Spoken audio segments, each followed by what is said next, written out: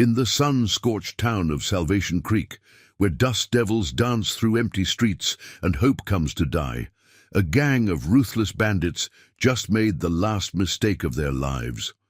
They decided to threaten the wrong bartender, a man who hadn't touched his colt in 7 years, but whose hands had never forgotten the weight of war. Before we jump back in, tell us where you're tuning in from, and if this story touches you, make sure you're subscribed, because tomorrow I've saved something extra special for you.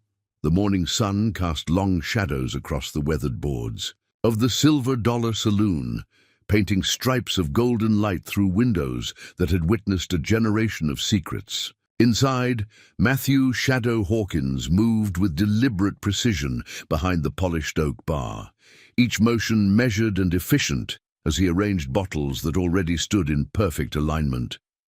His weathered hands, marked with the kind of scars that tell stories he never shared, handled each glass with surprising gentleness. Grace Turner worked quietly at the other end of the bar, her silver-streaked hair catching the morning light as she counted the week's earnings. 8 years she'd owned this place, and for 8 years she'd watched Shadow work with the same meticulous care, never wasting a movement, never speaking an unnecessary word. "Sometimes I think you arrange those bottles just to keep your hands." "Busy," she said, looking up from her ledger. The corner of Shadow's mouth twitched slightly, what passed for a smile these days. "Everything needs purpose, Miss Grace," he replied softly, his voice carrying that gentle quality that made people lean in closer to hear, even when discussing nothing more important than the weather. The saloon held its usual morning crowd. Old Pete Morgan nursing his morning coffee in the corner, Sheriff Daniel Wells enjoying his breakfast at his regular table, and Doc Mitchell reading his medical journal by the window. The ceiling fans spun lazily overhead, stirring air that smelled of sawdust, leather, and distant rain. Sheriff Wells's deputy burst through the doors, spurs jingling with urgency. The young lawman's face was flushed with concern as he approached his superior. Shadow's hands slowed imperceptibly on the bottle he was arranging, though his expression remained neutral. "Trouble?" he asked, as the deputy reached the sheriff's table. The deputy's boots scraped softly on the wooden floor. "Maybe," the young man sighed, setting his hat on the table. "Got word from Copper Junction that the Carson gang hit another business there yesterday. 3rd one this month." Grace's ledger lay forgotten as she moved closer. "Protection money." The deputy nodded grimly. "Started with demands for security fees when people refused to pay." He trailed off, but his meaning was clear. Shadow set down his bottle with precise care. "How far out?" 2 days' ride now," the deputy replied, watching Shadow's face carefully. "Moving this way. Word is they're led by a man calls himself Blackjack Carson. Ex-cavalry. Dishonorable. Discharge. Mean streak wider than the Rio Grande." The morning light caught the silver in Shadow's hair as he reached for another bottle. Most people would have missed it, but Grace saw how his movements had changed, become even more controlled, more measured, like a man carefully holding something. "In check," Doc Mitchell spoke up from his table, his voice carrying the weight of unspoken knowledge. "Might be time to consider hiring some protection, Grace. Town this size, Daniel here can't be everywhere." Shadow's hands stilled completely for a moment. "Town this size shouldn't need protection," he said quietly. "Not if people stand together." The words hung in the air, carrying more weight than their simple meaning suggested. Sheriff Wells studied his friend's face, seeing perhaps something there that others missed. The two men had known each other since the war, though neither ever spoke of those days. "Some fights aren't worth picking, Shadow," Wells said softly. "Not anymore." Shadow resumed his work, but his eyes had taken on a distant look. "Some fights pick you, Daniel, whether you want them or not." Hoofbeats echoed from somewhere down the street, drawing everyone's attention. They passed without stopping, but the tension in the room didn't fully dissipate. Grace watched as Shadow methodically arranged bottles on the shelf, his movements precise as ever, but now carrying a different quality, like a mountain lion, trying to move like a house cat. "I've heard stories." Old Pete spoke up suddenly from his corner, his voice rough with age and tobacco, "about these Carson boys. Say they don't just take money, say they like to hurt people, make examples, show folks what happens when you don't respect their authority." Shadow's reflection in the bar mirror showed no reaction, but Grace noticed how his right hand had settled at his side, thumb resting where a gun belt might once have rode. Some habits, it seemed, never quite died. "Respect," Shadow said quietly, almost to himself, "isn't earned through fear." The morning light continued to fade as clouds gathered on the horizon, promising another scorching day in Salvation Creek. The town had earned its name once, decades ago. Now, watching Shadow's controlled movements behind the bar, Grace wondered if it might have to earn it again. Sheriff Wells lingered at the Silver Dollar after the others had gone, his coffee growing cold as he watched Shadow work. The afternoon heat pressed against the windows like a living thing, but inside, the saloon remained cool, a sanctuary from both the sun and the growing tension in the streets. "You still keep it, don't you?" Wells asked quietly, his eyes fixed on his cup, the rifle. Shadow's hands never paused in their endless routine of cleaning and arranging. "Some things you don't let go of, Daniel. Some things stay with you." The sheriff nodded slowly, understanding passing between the two men like a current. 7 years since you rode in here. 7 years since I found you half dead in that arroyo, still carrying that Springfield wrapped in old canvas." 8 years. 3 months, Shadow corrected softly. "And you didn't find me. I found what I was looking for." Grace moved closer, drawn by the rare moment of openness between the two men.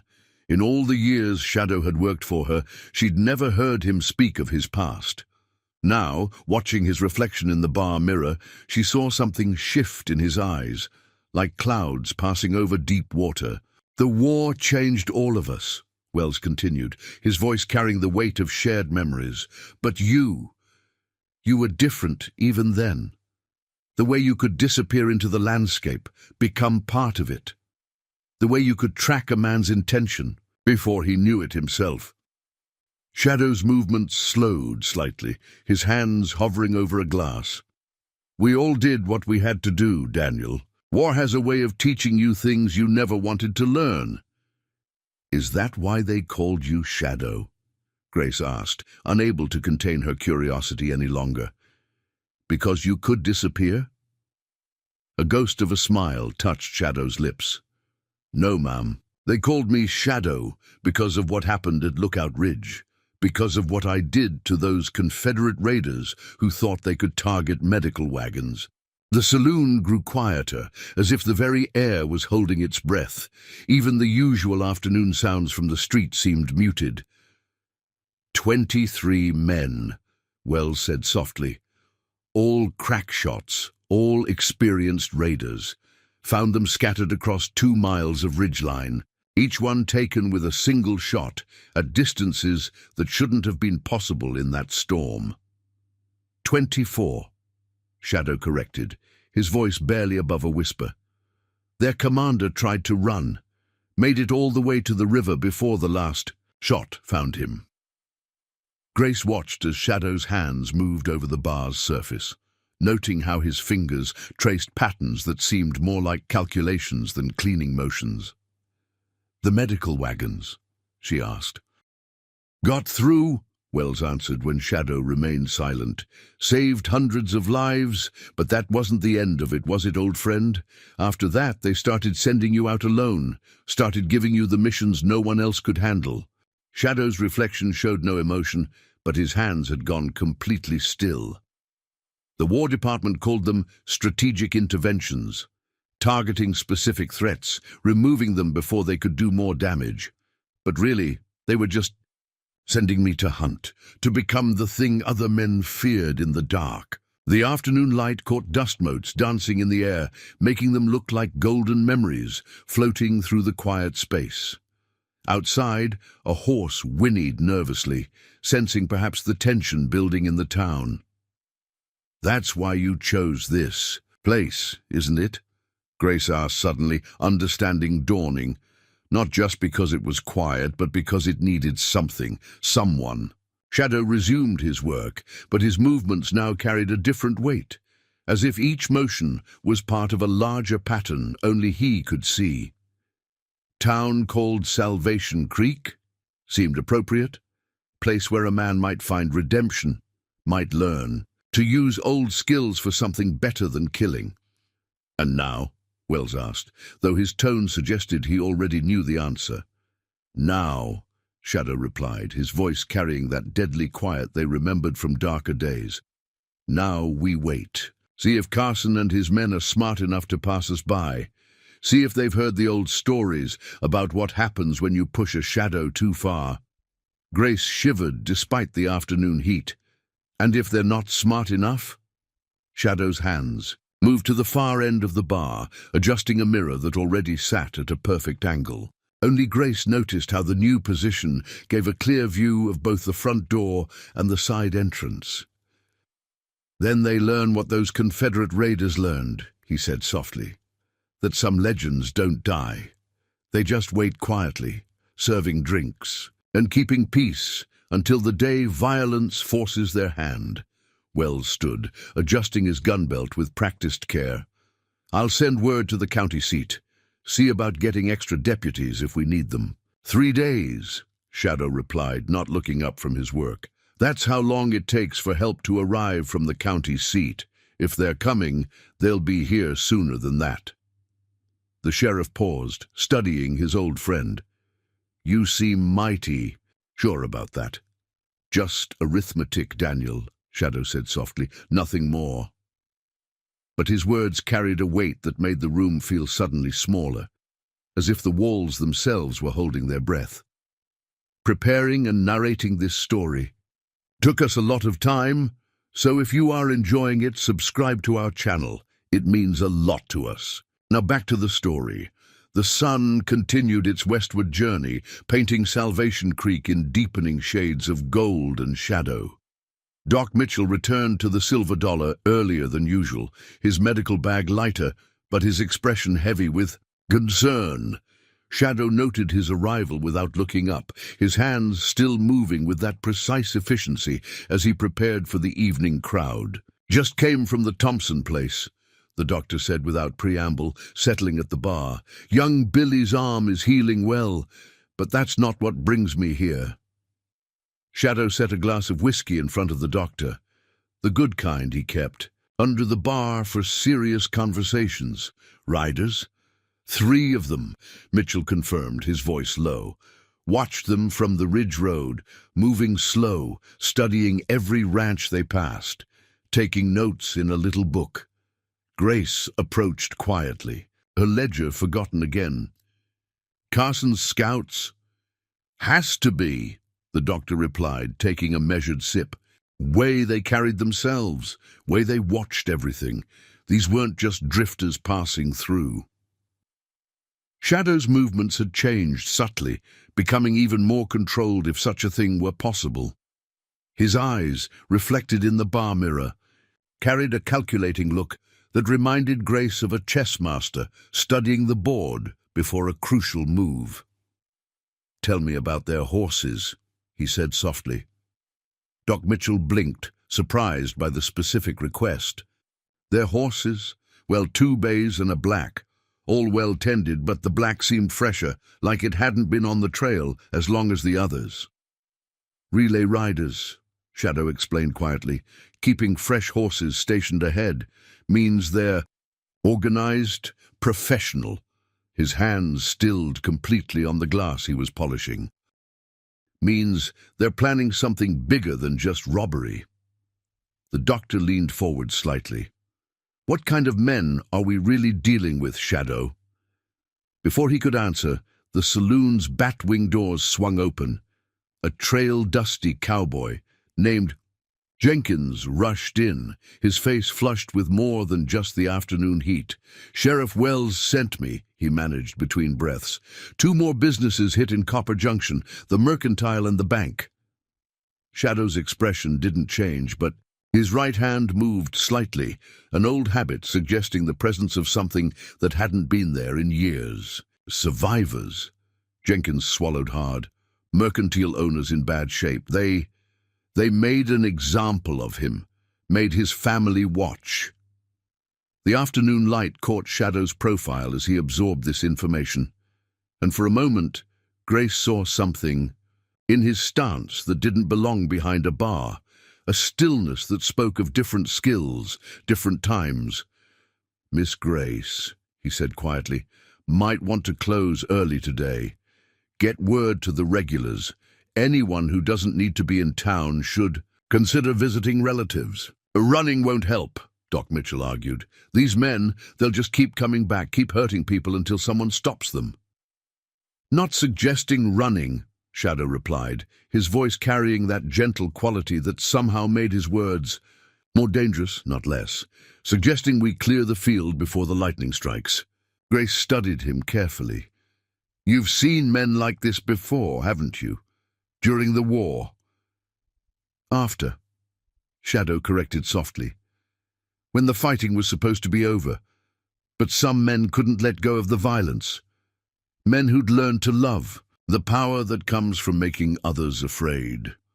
His eyes met hers in the mirror. "Men who need to be taught that fear cuts both ways." The door opened again, admitting Sheriff Wells and his deputy. They moved with purpose, their expressions grim. "Just got word from up north," Wells announced without preamble. "Carson's main group hit another town, 18 riders, all armed with military-grade weapons. They're not even pretending to be outlaws anymore, moving like a cavalry unit. Coordinated, disciplined." Shadow absorbed this information with no visible reaction, but Grace saw how his right hand settled naturally where a gun belt would ride. "How many dead?" "That's the strange part," the deputy interjected. "No killings, just beatings, like they're saving the real violence for something special." "For here," Shadow said quietly. "For us." The room fell silent as his words sank. In outside, thunder rolled in the distance, promising a storm that might or might not bring rain to the parched land. "Why us?" Grace asked, though something in her voice suggested she already knew the answer. "Because of what this town represents," Shadow replied, his eyes scanning the street through the window. "Salvation Creek, place where people come to start over, to build something honest." His voice hardened slightly. "Men like Carson, they hate places like this. Hate the very idea that someone might choose peace over power." Doc Mitchell cleared his throat. "There's something else you should know. Those riders I saw, one of them had a distinctive scar, left side of his face like a burn mark." Shadow's hand stilled completely on the bar. "You're sure about that scar?" "Couldn't miss it. Looked like cannon fire," Shadow finished softly. "Like what happens when a powder magazine explodes too close." His eyes met Wells across the room. "Remember that raid near Shiloh? The one where we found those civilians?" The sheriff's face darkened with recognition. "Dear God, Carson wasn't just cavalry. He was part of that group. The ones who used civilian targets to draw out Union patrols," Shadow confirmed. "The ones who made sport of people's fear." His voice carried a new edge now, sharp as a freshly whetted blade. "The ones we were hunting when the war ended." Evening settled over Salvation Creek like a heavy blanket, bringing with it the kind of stillness that makes wise men nervous. The last rays of sunlight painted the town's weathered buildings in shades of blood and gold, while dust devils danced down empty streets that had grown too quiet too quickly. Shadow moved through the Silver Dollar with practiced efficiency, though his eyes now returned to the windows more frequently than before. The saloon had embraced an unnatural emptiness since Grace had sent word to the regulars, with only the most stubborn patrons remaining, those too proud or too foolish to heed the warning signs. The sound of approaching horses drew everyone's attention. Not the usual tired plodding of ranch hands coming in for an evening drink, but the measured, confident rhythm of men who rode with purpose. Shadow's hands slowed on the glass he was polishing, though his expression remained neutral. 3 riders, he said quietly, though no one had asked. 2 hanging back, 1 taking point, military formation. Sheriff Wells moved to the window, his hand resting naturally on his gun. How can you tell from just the sound? Same way I can tell the lead rider favors his right side, probably an old wound. Same way I know the one on the left is newer to their group. His spurs don't match the rhythm of the others. The hoofbeats stopped outside. Through the window, they watched as 3 men dismounted with deliberate slowness. The leader, a hawk-faced man with a twisted smile, adjusted his gun belt with practiced care before approaching the saloon's entrance. His companions spread out slightly, positioning themselves to watch both the street and the building's corners. The batwing doors swung open with unnecessary force. The leader entered first, his spurs striking the wooden floor with deliberate emphasis. Glass clinked softly as bottles vibrated with each step. His men followed, one remaining near the door, while the other drifted toward the far end of the room. "Whiskey," the leader announced, dropping onto a bar stool. His eyes, cold as a desert night, surveyed the saloon with calculated interest. Shadow served them without comment, his movements unhurried. The standing man picked up his glass but didn't drink, instead studying Shadow with narrowed eyes. "Quiet place you got here," he observed, his voice carrying a false friendliness that set Grace's teeth on edge. "Usually is," Shadow replied. Returning to his endless glass polishing, the seated man took a long pull from his bottle, then set it down with deliberate care. "Going to get busier soon. Lot busier. Might need some extra protection. Place like this." "We manage."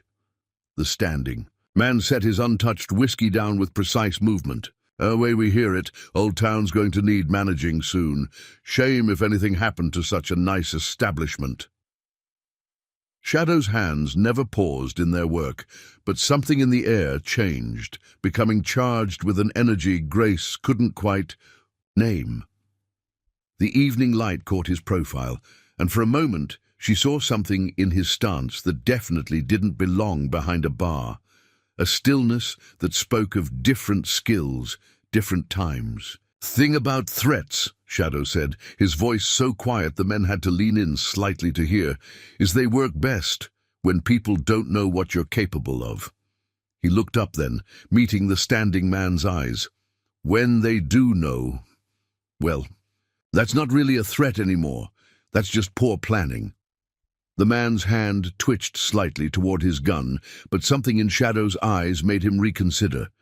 The air in the saloon grew thick with tension, like the moment before a lightning strike. "Just passing through," the seated man said after a moment, his earlier bravado somewhat diminished. "Thought folks might want to know about our protection services." "Consider us informed," Shadow replied, returning to his work. The men left shortly after, their departure marked by the angry clatter of hooves on hard-packed earth. Grace watched them disappear down the street, then turned to find Shadow measuring the exact distance between the bar and where each man had stood, his steps precise and purposeful. "What are you doing?" she asked, though something in her voice suggested she already knew. "Counting," he replied simply. "Old habit. From your bartending days." Shadow paused, and for a moment Grace saw something cross his face. A shadow. Of memory, perhaps, or a glimpse of the man he'd once been. "No," he said finally. "From before, when counting the wrong things could get people killed." Doc Mitchell spoke up from his corner, where he'd watched the entire exchange in silence. "Those weren't just scouts, were they?" "No," Shadow confirmed, softly. Those were hunters, testing our defenses, measuring our resolve. His eyes traced the path the men had taken through the saloon, looking for weak points, for leverage. And what did they find? Wells asked, though his tone suggested he already knew the answer. Shadow's reflection in the bar mirror showed no emotion, but his stance had changed subtly, becoming something both more and less than the bartender they knew. They found what Carson sent them to find, a quiet town, a peaceful place. His voice dropped lower. A target. And you? Grace pressed. What did they find in you? Shadow's hands moved over the bar's surface with that familiar precision, but now everyone saw the lethal grace that had always been there, hidden beneath the simple movements. They found what they expected to find, a man trying to hide what he is. His eyes met hers in the mirror. Their mistake was thinking they succeeded. Dawn painted Salvation Creek in shades of purple and gold, but the usual morning bustle was notably subdued. Shop owners opened their doors with wary glances down the street, and mothers walked their children to school in tight groups, hurrying past the empty lots where strange horses had been spotted the night before.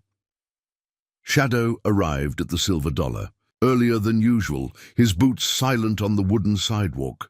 The morning light caught the silver in his hair as he unlocked the door, his movements unhurried but purposeful. Inside, he began his morning routine with the same precision he'd shown for 8 years, though his eyes moved to the windows more frequently than before.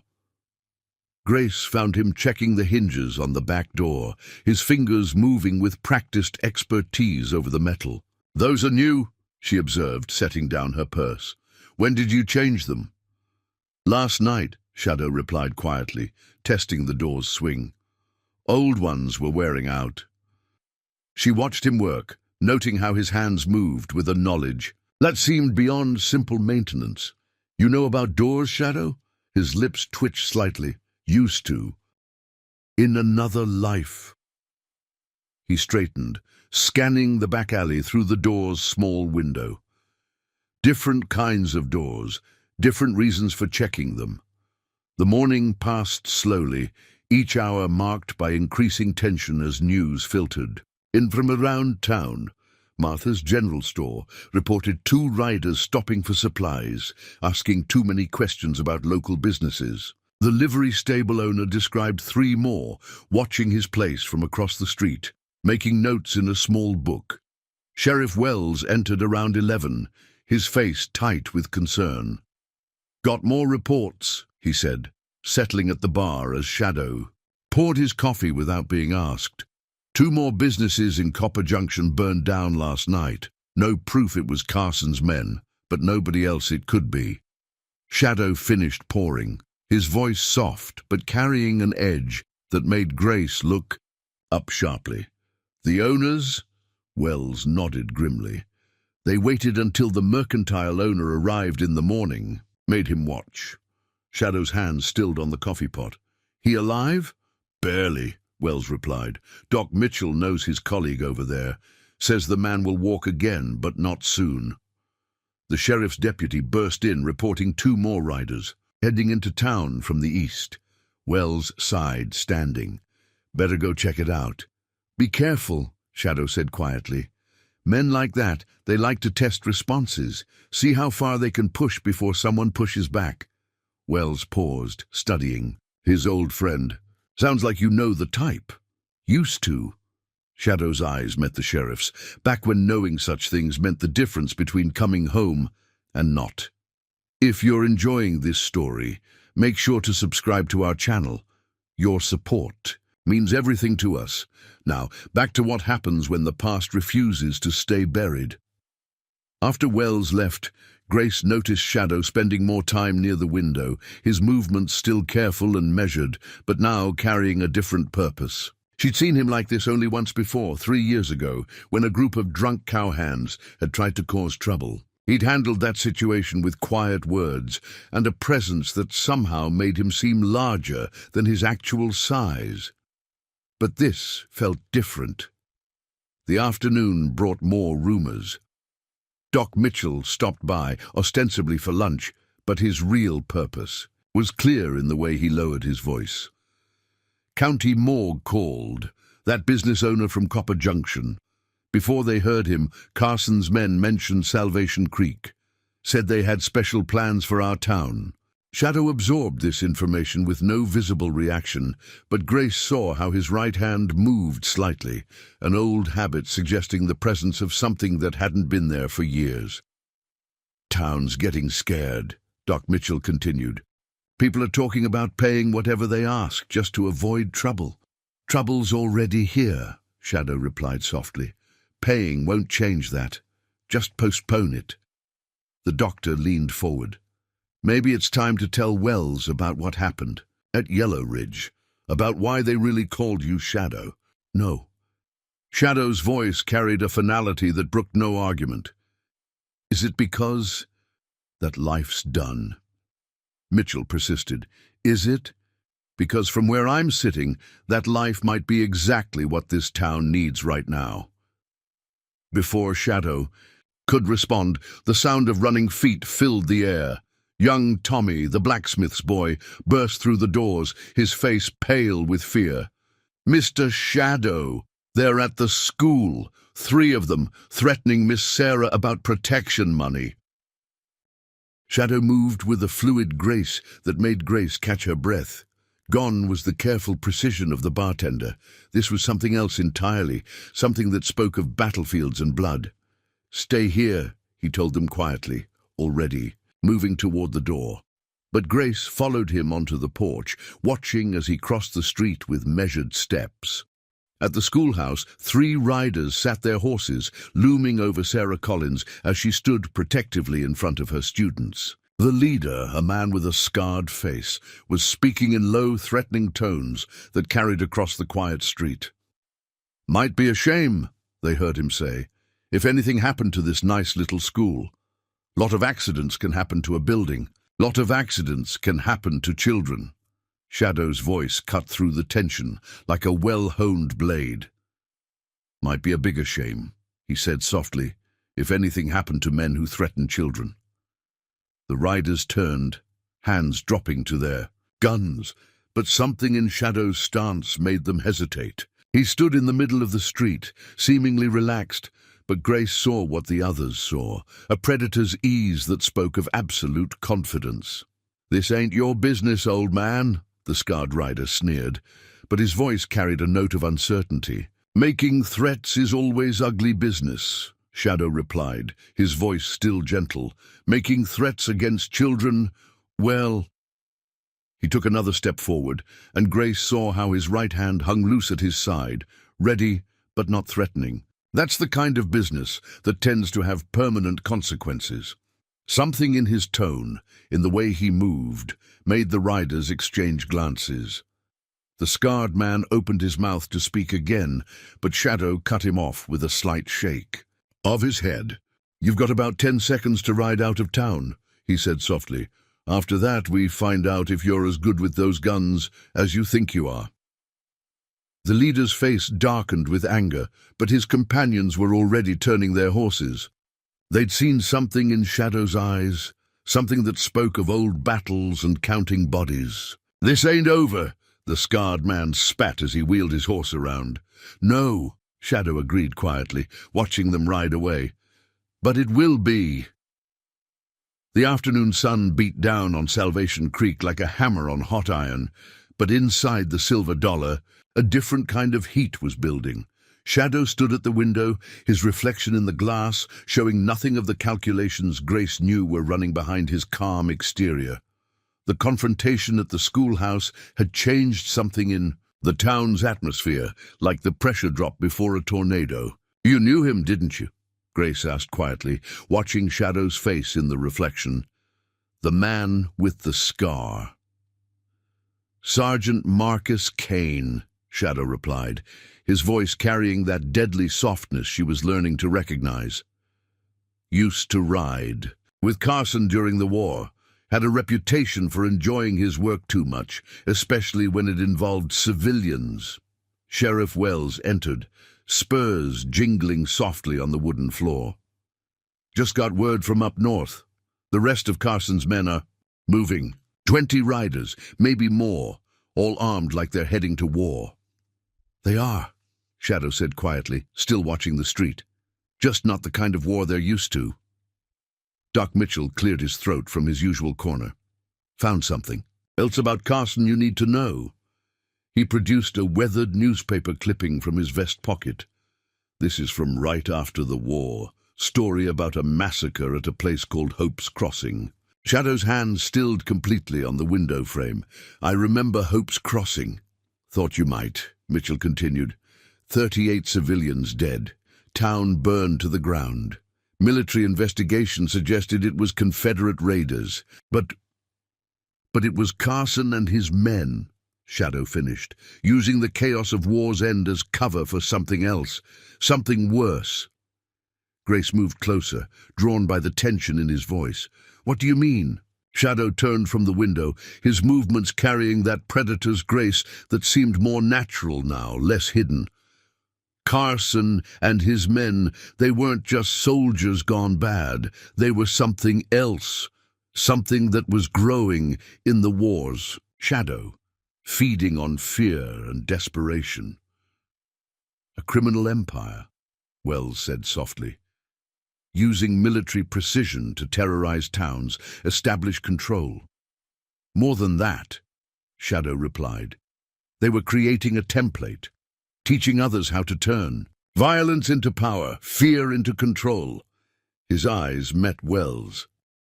"Remember those reports we found at Yellow Ridge? The detailed plans for breaking a town's spirit?" The sheriff's face darkened with memory. "The psychological warfare protocols, making examples of community leaders, targeting children to create maximum terror. Standard military doctrine, twisted into something worse," Shadow confirmed. "And now they're bringing it here."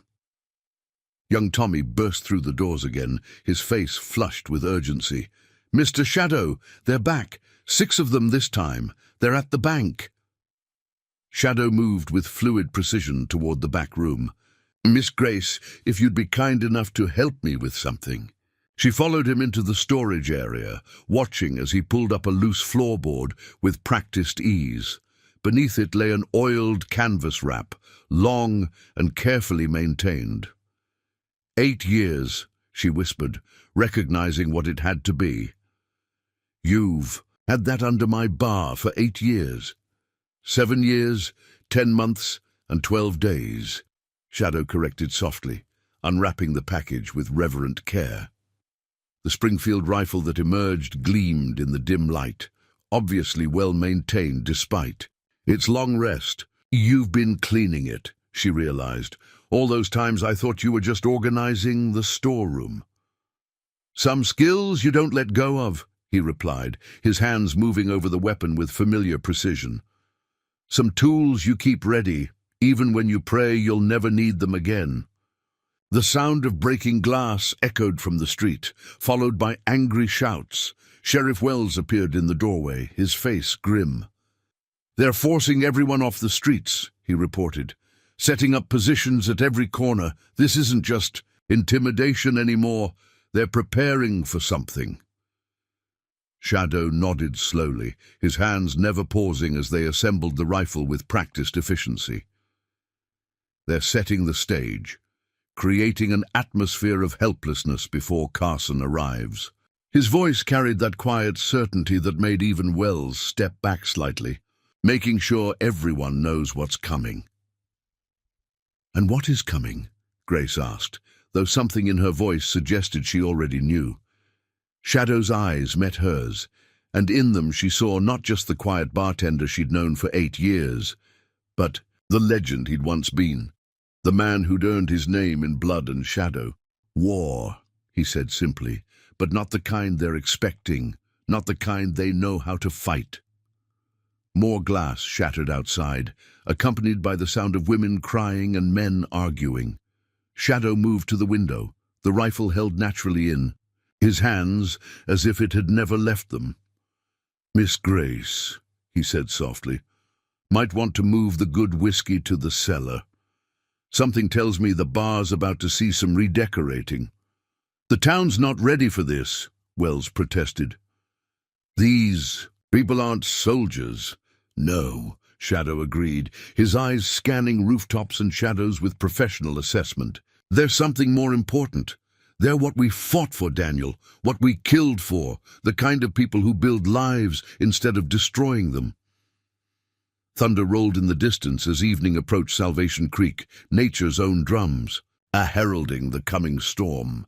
Shadow moved through the Silver Dollar's upper floor with deadly grace, each window becoming a potential firing position, each shadow a place of concealment. His Springfield rifle rested within easy reach as he calculated angles and distances with the same precision he'd once used to arrange bottles.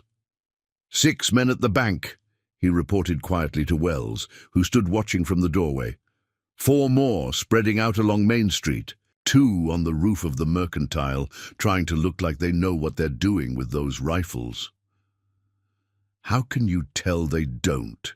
Grace asked, surprising them both with her presence upstairs. Shadow's lips twitched slightly. Real sharpshooters. Don't silhouette themselves against the sky. Don't rest their barrels on the roof edge where the metal catches light. His eyes narrowed slightly. These men, they're playing at being what they've heard about in stories. More hoofbeats approached from the east, the rhythm different from the others, more controlled, more purposeful. Shadow's hands stilled on the window frame. That'll be Kane, he said softly, leading Carson's advance guard. Making sure everything's properly theatrical before the main event. Through the window, they watched as 6 riders emerged from the gathering dusk, their horses moving with military precision. At their head rode the scarred man from the schoolhouse, but now his manner had changed. Gone was the casual cruelty of a common bandit, replaced by the calculated efficiency of a trained killer. Kane's voice carried clearly in the evening air as he addressed his men. Secure the street. I want every door covered, every window watched. Anyone shows armed resistance. He paused, his twisted smile visible even from the distance. Well, make sure everyone else learns from their example. Shadow moved away from the window, his steps silent on the wooden floor. Miss Grace, you should head to the cellar now. Things are about to get interesting up here. You're outnumbered, she protested. Let me help. You already have, he replied quietly. Given me 8 years of peace. Given me a reason to remember what it means to protect something worth protecting.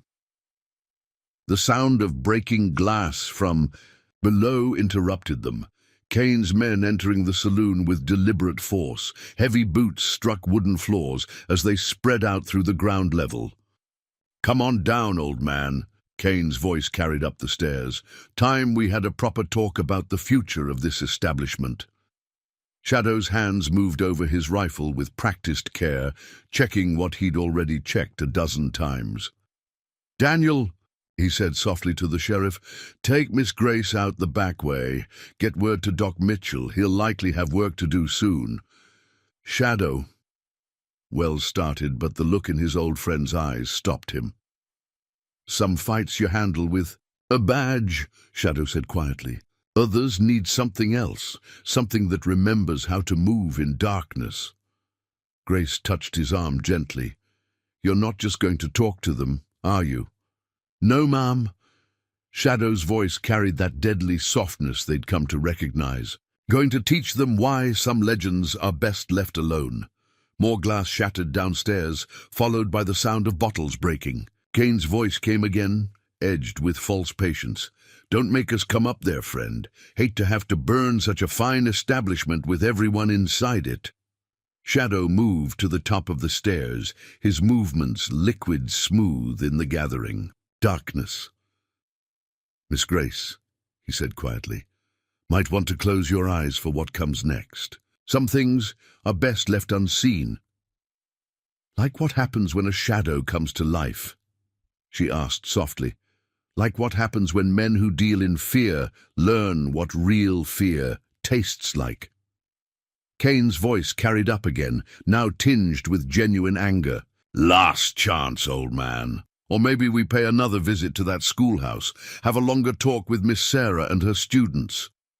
Something changed in Shadow's stance, a subtle shift that made even Wells step back slightly. The quiet bartender seemed to fade away, replaced by something older, something that belonged to battlefields and blood-soaked ridges.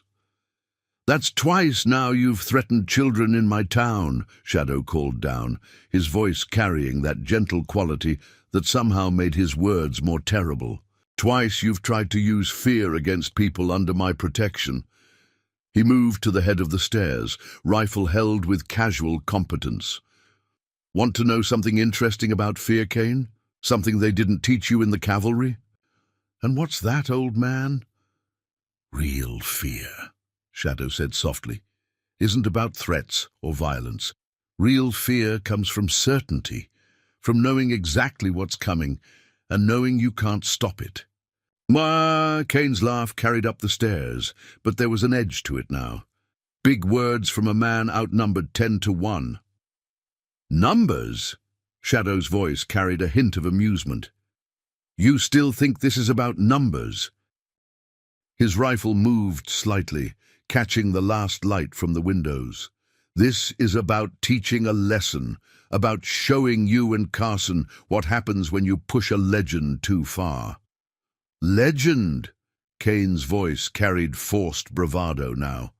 "You're nothing but a worn-out old man playing at—" The rest of his words were lost as Shadow moved. Later, Grace would try to describe what she saw, but words failed to capture the fluid grace, the lethal precision of what happened next. The rifle cracked once, twice, and the lamps on either side of Kane went dark, plunging the ground floor into shadow. What followed was a demonstration of why some names live on long after the wars that spawned them end. Shadow moved through his own element like a ghost made flesh, each shot precise, each movement calculated.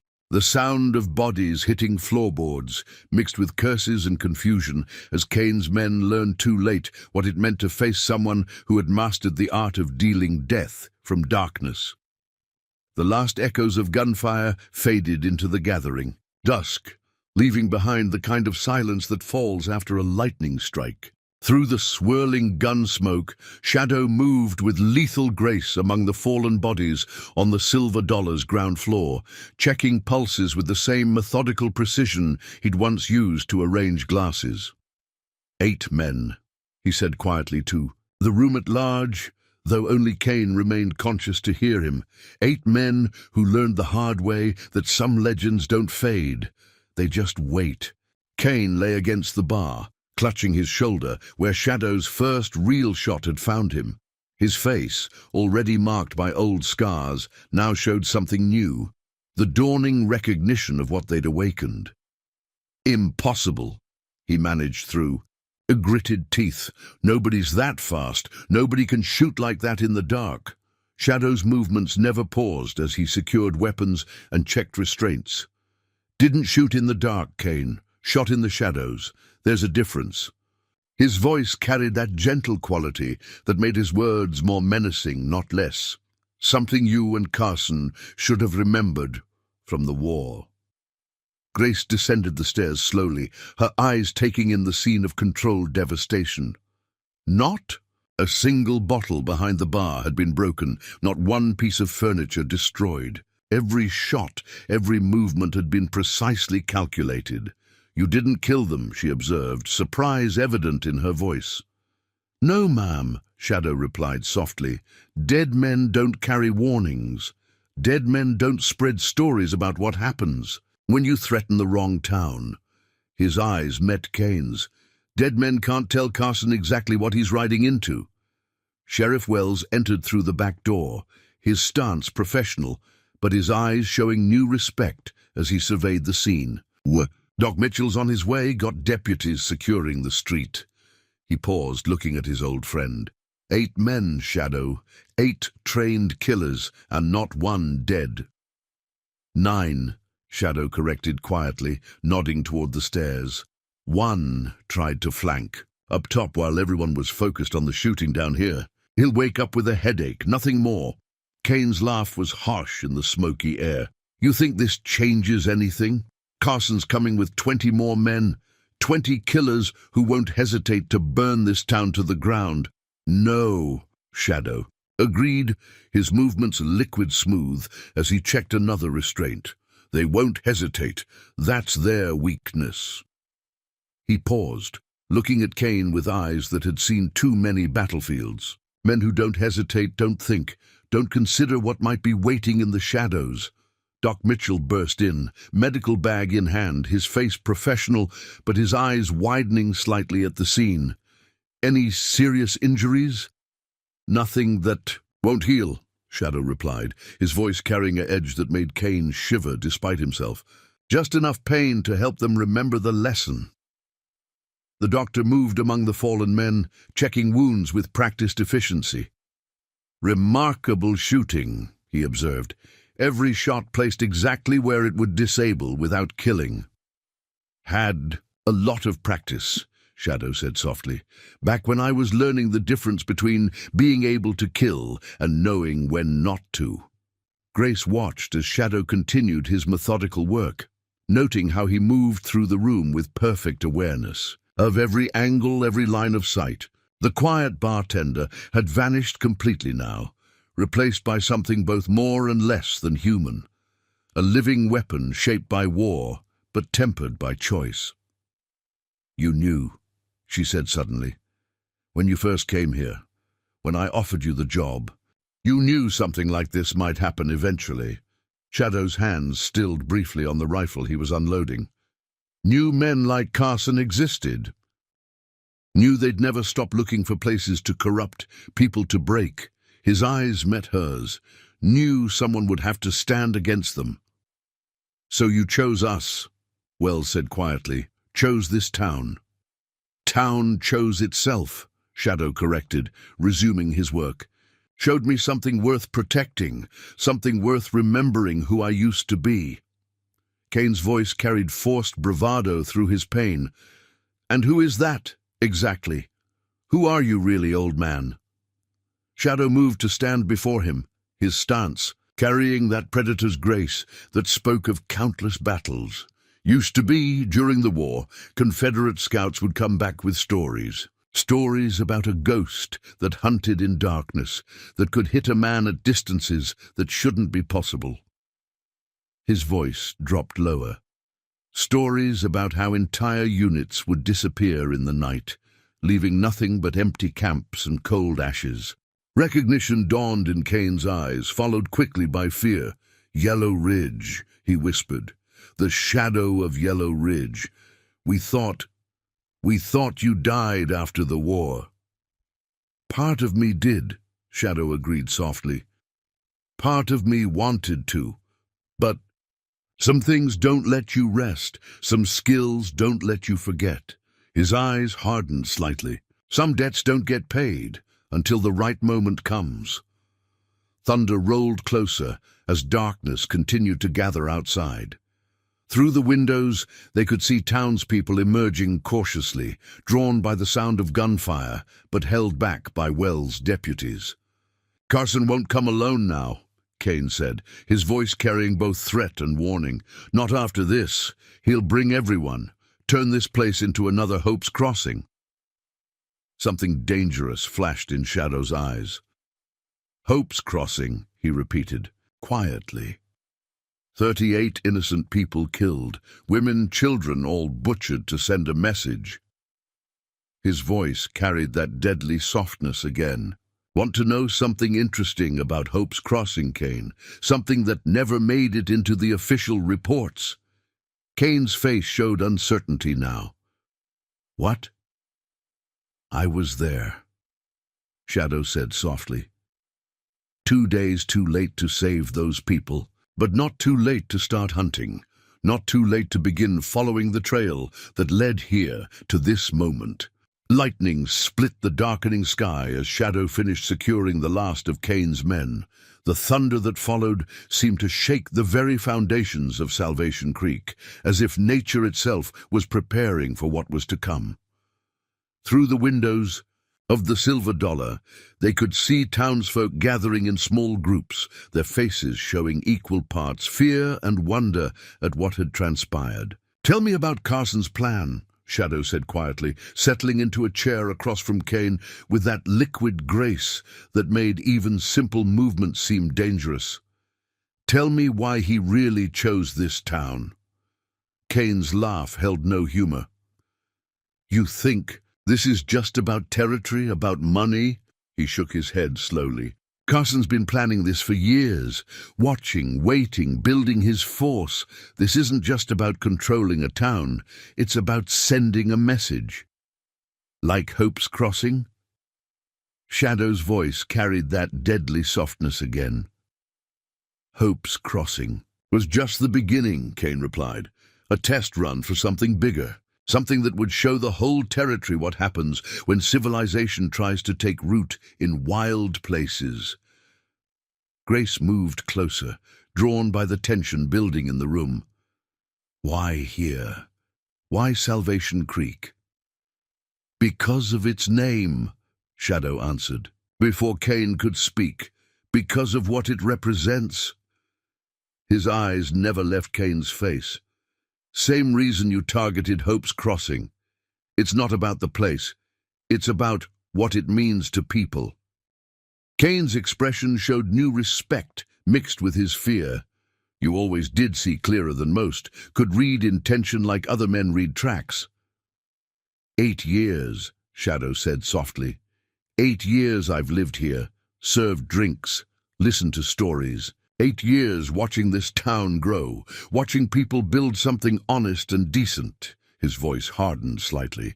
8 years knowing that someday men like you would come. Men who can't stand to see others find the peace they've lost. The thunder rolled closer as Kane shifted uncomfortably under Shadow's steady gaze. "Carson's got 20 men riding hard. Be here by morning. Professional killers, all of them. Men who learned their trade in the war and never stopped practicing it." 20 men, Shadow repeated quietly. "Like the 20 you had at Hope's Crossing, the ones who disappeared one by one in the week after the massacre?" Something changed in Kane's expression, recognition followed by deeper fear. "That was you? All those men vanishing into the night?" "Told you I was there," Shadow replied, his voice gentle but carrying steel beneath. "Told you I started hunting. What I didn't tell you was that I never really stopped." Doc Mitchell spoke up from where he was finishing bandaging one of the wounded men. "The official report said those men were deserters, said they scattered after the massacre." "Official reports," Shadow said softly, "don't always tell the whole truth. Sometimes they can't. Sometimes the truth is too dark for paper and ink." His eyes met Kane's. "Sometimes the truth is better told in whispers around campfires, in stories about shadows that hunt wicked men." A deputy burst through the door, his spurs jingling with urgency. "Sheriff, riders spotted to the north, lot of them moving fast through the storm." Wells checked his pocket watch with practiced calm. "Sooner than you said, Kane." "Carson must have pushed them hard," Kane replied, but his voice carried uncertainty now. "Changed the plan when he heard about the school incident." Shadow stood with that fluid grace that spoke of countless battles. "No," he said quietly. "Plan's exactly the same. Only difference is, now he knows what's waiting for him." He moved to the window, his stance carrying that predator's ease that made even hardened men step back. Now he gets to learn what those men at Hope's Crossing learned. What happens when you push a legend too far? Grace watched as Shadow checked his rifle with the same methodical precision he'd once used to check inventory. "You knew, didn't you? Even before today, you knew Carson would eventually find this place." "Knew he was out there," Shadow agreed softly. "Knew he was building something, gathering men like Kane, teaching them his methods." His hands moved over the weapon with practiced care. Knew someday he'd try to recreate Hope's Crossing, Try to break another town's spirit. But why wait? Wells asked. If you knew he was out there, why not hunt him down years ago? Shadow's reflection in the window showed something both more and less than human, a weapon given purpose, a killer given cause. Because some men need to be stopped in the light, Daniel, need to be faced where everyone can see what they really are, what they really mean to do. Kane's laugh was harsh in the thunder-filled air. You think facing Carson in the open changes anything? Man's got more blood on his hands than anyone who rode in the war, more experience than any 10 gunfighters. Experience, Shadow said quietly, his voice carrying that gentle quality that made his words more terrible, not less. Tell me something, Kane. In all that experience, did Carson ever face someone who already knew his plans? Someone who spent 8 years preparing for exactly this moment? The storm drew closer, lightning illuminating the street in stark flashes that turned night to day. Through the windows, they could see Carson's advance riders appearing like ghosts in the darkness, taking positions with military precision. They're setting up like they did at Hope's Crossing, Kane observed, professional appreciation mixing with growing unease. Same formation, same approach. Carson always said it was the perfect strategy for breaking a town's will. Perfect, Shadow agreed softly, right up until you face someone who's seen it before, someone who knows exactly where each man will be, exactly what they'll try to do. His voice dropped lower. Someone who spent 8 years planning how to turn that perfect strategy into a perfect trap. Lightning split the sky as Shadow moved through the Silver Dollar's upper floor, each step measured, each position precisely chosen. The storm had brought darkness early to Salvation Creek, but through the rain-streaked windows they could see Carson's men taking up positions with military precision. 17 men, Shadow said quietly, though only Grace and Wells remained to hear him. 3 in reserve, probably with the horses, rest spreading out in teams of 2, just like at Hope's Crossing. How can you see anything in this weather? Grace asked, straining to make out shapes in the storm-dark street. Not seeing, Shadow replied softly, remembering. Carson's using the same formation he perfected during the war, same spacing, same approach. His voice carried that deadly certainty that made even Wells shift uneasily. Same mistakes. From his position on the floor below, still secured but able to watch, Kane's voice carried a mix of professional appreciation and growing concern. You really did study it, didn't you? All these years, you weren't just hiding, you were learning. Learning, Shadow agreed, his hands moving over his rifle with practiced care. Planning, watching this town grow into something worth protecting. His eyes never stopped scanning the street, waiting for the day men like Carson would try to break it. Thunder rolled overhead as more shapes materialized from the storm, riders moving with the kind of confidence that comes from believing. You hold all the cards. At their center rode a figure larger than the others, his presence commanding even through the rain. Carson, Wells breathed, recognition and old hatred mixing in his voice.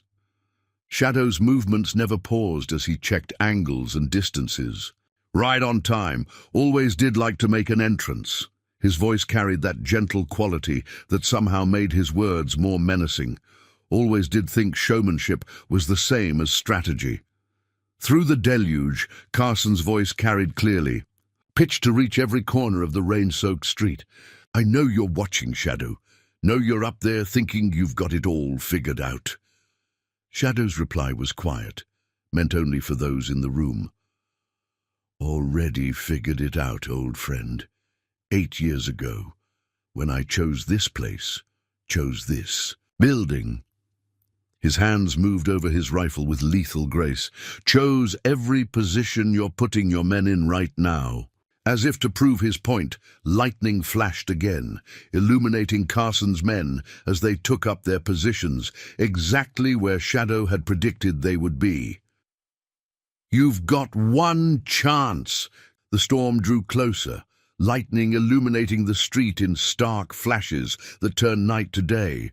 Through the windows, they could see Carson's advance riders appearing like ghosts in the darkness, taking positions with military precision.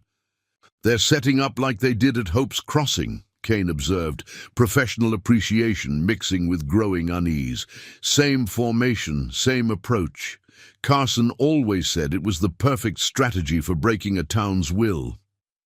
"Perfect," Shadow agreed softly, "right up until you face someone who's seen it before, someone who knows exactly where each man will be, exactly what they'll try to do." His voice dropped lower. "Someone who's spent 8 years planning how to turn that perfect strategy into a perfect trap."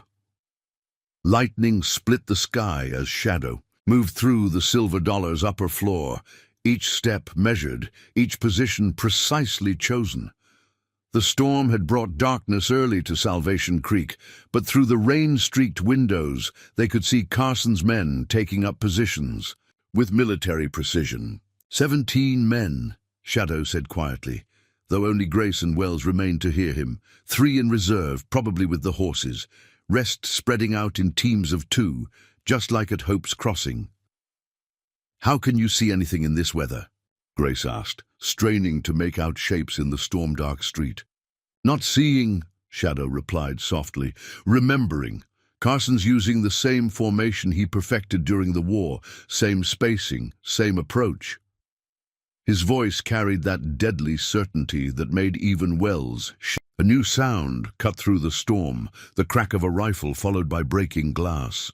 One of Carson's men had fired a warning shot, deliberately missing the Silver Dollar's front window. "Last chance, old man," Carson called out. "Or we start making examples. Start with the school, maybe, or that pretty saloon owner you seem fond of." Something changed in Shadow's stance, a subtle shift that made Grace step back instinctively. The quiet bartender vanished completely, replaced by something older, something that belonged to battlefields and blood-soaked ridges. "That's 3 times now," he said softly, his voice carrying that gentle quality that made his words more terrible, not less. 3 times they've threatened children in my town. 3 times they've tried to use fear against people under my protection. His hands moved over his rifle with practiced care, checking what he'd already checked a dozen times. "Know what the thing about fear is, Daniel? Real fear." Wells watched his old friend transform fully into the legend he'd once been. "What's that?" "Real fear isn't about threats or numbers," Shadow replied, his voice deadly soft. "Real fear comes from certainty, from knowing exactly what's coming and knowing you can't stop it." The storm's fury seemed to intensify, as if nature itself was holding its breath for what would come next. Through the rain-streaked windows, they could see Carson's men spreading out further, moving with the kind of confidence that comes from believing you have the upper hand. "They really don't know, do they?" Grace asked quietly. "Don't understand what they're facing?" "No, ma'am," Shadow replied, his movements liquid smooth as he took up his final position. "But they're about to learn, about to understand why some legends don't die. They just wait quietly, serving drinks and keeping peace until the day violence forces their hand." The first shot came without warning, a precise crack that split the storm's fury like a knife. Through the rain-streaked windows, they watched as one of Carson's men dropped his rifle, cursing as blood flowered from a shoulder wound that hadn't been meant to kill. "That's one," Shadow said softly, his rifle already moving to a new position, with liquid grace. 16 left in play. Carson's voice boomed through the deluge, anger warring with grudging respect. "Still got that touch, I see. Still remember how to make a man hurt without killing him." "Some things you don't forget," Shadow replied, though only those in the room could hear him. "Some lessons need to be taught more than once." Grace watched in fascination as Shadow moved through the upper floor, each step precisely measured, each position carefully chosen. "You're not shooting to kill," she observed.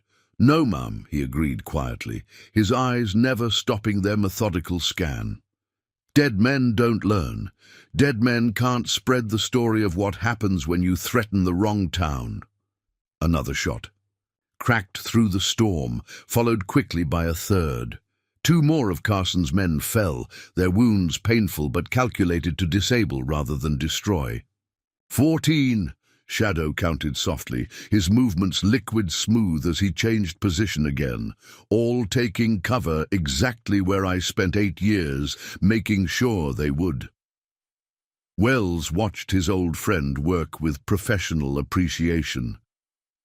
Every broken board in the sidewalk, he realized suddenly, every loose hitching post, every uneven patch of ground, you planned it all. Town needed repairs anyway, Shadow replied, that ghost of a smile touching his lips. Just made sure they were the right kind of repairs, the kind that guide men like this into positions of my choosing. Through the rain, they could hear Carson barking orders, trying to reorganize his men who now found themselves without proper cover. Each position that should have provided protection seemed to leave them exposed to angles they hadn't considered. "Getting sloppy, Carson!" Shadow called out, his voice carrying that gentle quality that made hardened men nervous. Letting them bunch up like that. Forgetting what happened at Yellow Ridge when men bunch up in the rain. Lightning split the sky as 3 more shots rang out in rapid succession. 3 more men fell, clutching limbs that would heal, but never quite work the same again. 11, Grace counted, understanding dawning in her voice. You're not just shooting them, you're herding them, using their own tactics against them. Man like Carson, Shadow explained softly, moving to yet another pre-planned position. He expects resistance to come from strength, expects people to fight back directly, to meet force with force. His hands moved over his rifle with practiced care. Never learned that real strategy isn't about what you do, it's about what you make your enemy do. Kane's voice carried. Up from below, professional appreciation mixing with growing fear. The whole town, he said suddenly. Every building, every alley, you've turned it all into one big trap, haven't you? 8 years is a long time to plan, Shadow replied quietly. Long time to think about angles and distances. Long time to remember everything I learned hunting men like you. More shots rang out, their precision making it clear these weren't just lucky hits in the storm. 4 more of Carson's men fell, each one placed exactly where Shadow had known they would seek cover. 7 left, he counted softly, not counting the 3 with the horses. His voice carried that deadly certainty they'd come to recognize. About now, Carson's realizing something isn't right, realizing his perfect plan isn't so perfect after all. As if to confirm his words, Carson's voice cut through the storm again, but now it carried an edge of uncertainty. What are you playing? At Shadow? What kind of game is this? No game, Carson, Shadow called back, his voice gentle but carrying steel beneath. Just a lesson. The same lesson we tried to teach you at Hope's Crossing before you ran. Before you spent years building something worse than what we fought against in the war. Lightning flashed again, illuminating the street in stark relief. Carson's remaining men had clustered closer together, seeking safety in numbers. Exactly the mistake Shadow had been waiting for. 5 shots rang out in such rapid succession, they seemed almost like a single sound. 5 more men fell, their wounds precisely placed to end the fight without ending lives. 2 left, Shadow counted quietly, plus the 3 by the horses who've probably figured out by now that running might be their best option. Grace moved closer, drawn by the calculated precision of what she was witnessing. How did you know? She asked softly. How did you know exactly where they'd go, exactly how they'd react? Shadow's hands never paused as he reloaded with practiced efficiency. Because men like Carson, they think in straight lines. Think power comes from forcing others to bend to their will. His voice carried that gentle quality that somehow made his words more terrible. Never learned that real power isn't about breaking things. It's about understanding how things break. About knowing exactly where to apply pressure to make the whole structure fall. Carson's voice cut through the storm with renewed fury, all pretense of control now stripped away. You think this changes anything? Think picking off my men one by one makes you some kind of hero? Lightning illuminated his massive figure in the street as he drew his own rifle. All you're doing is making sure what happens next gets remembered. Shadow moved with that liquid grace that spoke of countless battles, transitioning to a new position with practiced ease. Always did talk too much, Carson, he said softly, though only those in the room could hear him. Always did think fear came from how loud you could shout. The two remaining gunmen had taken cover behind an overturned wagon, exactly where Shadow had arranged for it to be left 8 years ago, its wheels subtly weakened to ensure it would tip at precisely the right angle. "See how they're crouching?" he asked quietly, his hands moving over his rifle with methodical care. "How they're favoring their right sides, because the left edge of that wagon sits just a bit higher." Grace watched in fascination as he lined up his shot. "You planned even that? The angle of a broken wagon?" "Every detail matters," Shadow replied softly. "Every small thing adds up to one big thing, the difference between life and death." 2 more shots cracked through the rain, so close together they sounded like a single report. Both remaining gunmen fell, clutching legs that would heal but ensure they remembered this night. Just the 3 by the horses now, Shadow counted quietly, and Carson himself. Through the storm, they could hear horses whinnying in panic, followed by the thunder of hooves as the 3 men holding them decided survival was worth more than loyalty. Carson's curse carried clearly through the deluge as he watched his last support disappear into the rain. "Cowards!" he roared. "Gutless dogs running from one old man." "Not running from a man," Shadow replied, his voice carrying that gentle quality that made his words more terrible. "Running from a legend. Running from the shadow that hunted their kind after Hope's Crossing." Kane's voice drifted up from below, carried by the same professional appreciation that had colored his earlier observations. "You really did plan all of this, didn't you?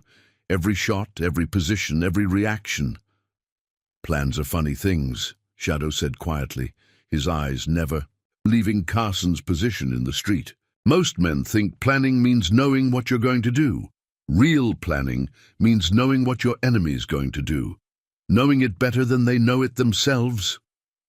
Carson's laugh carried through the storm, edged with something that might have been madness. "You want to talk about planning? About knowing your enemy?" Lightning flashed again, showing his face twisted with cruel triumph. "Tell them, Shadow. Tell them what really happened at Hope's Crossing." Something changed in Shadow's stance, a subtle shift that made even Wells step back slightly. "Don't," he said softly, but the warning in his voice was clear. "Tell them how you weren't just 2 days late." Carson continued. "Tell them why you were late. Tell them about the choice you had to make."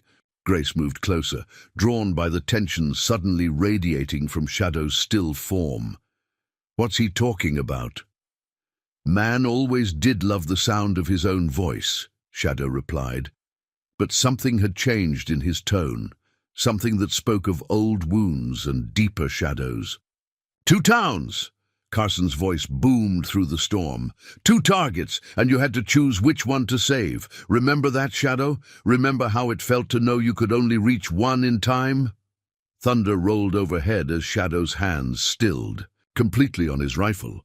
"Wasn't just 2 towns," he said quietly, his voice carrying that deadly softness. "Was 2 kinds of evil, 2 types of threats, and you chose wrong." Carson's laugh was harsh in the rain. "Chose to go after the Confederate raiders instead. Let us have Hope's Crossing because you thought we were the lesser threat." "Chose," To hunt the immediate danger, Shadow corrected softly. The raiders who were burning supply lines, killing hundreds, thought Hope's Crossing could wait a few days. His voice hardened slightly. Never thought even you could do what you did. There. Wells moved closer, understanding dawning in his eyes. That's why you spent all these years tracking him, why you chose this town, this position. Chosen men, Shadow agreed quietly. That's what Carson called his group. Men chosen to show the territory what real power looked like. Never understood. That real power isn't about how much you can destroy. What is it about then? Grace asked softly. Shadow's hands resumed their practiced movement over his rifle, each motion precise and purposeful. About knowing when to strike and when to wait. About understanding that some debts take time to collect. His voice carried that gentle quality that somehow made his words more menacing. About knowing that sometimes the best revenge isn't killing. A man, it's letting him live long enough to see everything he built come crashing down. The storm's fury seemed to intensify as Carson paced the rain-slicked street, his massive figure illuminated by frequent lightning. His men lay scattered. Around him, each one placed exactly where Shadow had planned, each wound calculated to teach rather than kill. You think this ends here? Carson's voice carried over the thunder. Think taking down my men means anything? I've got more coming, twice as many. All killers, all eager to show this territory what real power looks like. Shadow's movements never paused as he shifted to a new position, his steps silent despite the creaking floorboards. Always did like to talk about power, he said softly, though only those in the room could hear him. Never did understand what real power was. Grace watched as he lined up another shot, noting how his hands remained perfectly steady despite the tension filling the air. What did he mean about more men coming? Lying, Shadow replied quietly. Carson always did that when he felt trapped, tried to make himself seem bigger, more dangerous. His voice carried that gentle quality that made his words more terrible. Thing about lies, though, is they work best when people don't know your tells. Through the rain-streaked windows, they could see Carson continuing his aggressive pacing, his confidence visibly cracking as he realized how completely his plan had unraveled. "Remember Shiloh?" he shouted suddenly. "Remember what happened to men who thought they could stand against us? Tell them about that, Shadow. Tell them what we did to those farmers who tried to resist." Something dangerous flashed in Shadow's eyes. "We," he repeated softly. "There never was a we, Carson. You were never one of us, just a mad dog we should have put down when we had the chance." Kane's voice drifted up from below, carried by professional curiosity. "What does he mean about Shiloh?" "Means he's desperate," Shadow replied, his rifle tracking Carson's movement with lethal precision. "Means he's trying to make himself seem more important than he was. Man never could accept being second-rate." Wells moved closer, drawn by the tension in his old friend's voice. What was he really? "Camp follower," Shadow said quietly. "Scavenger, who learned just enough about military tactics to make himself dangerous. Learned how to copy what he saw without understanding the reasons behind it." His hands moved over his rifle with practiced care. Like a child playing at being a soldier, but the child had teeth. Lightning split the sky as Carson's laugh carried through the deluge. "Playing was I. Tell that to the people of Hope's Crossing. Tell that to all the towns that learned to fear us after." "Fear," Shadow repeated softly. "Always did think that was the same as respect. Never learned the difference between being feared and being worthy of fear." Grace studied Shadow's reflection in the rain-streaked window, noting how the quiet Bartender had completely vanished, replaced by something both more and less than human. "You've been waiting for this, haven't you? All these years, serving drinks, listening to stories." "Waiting," Shadow agreed quietly. "Planning. Learning. Everything about this town.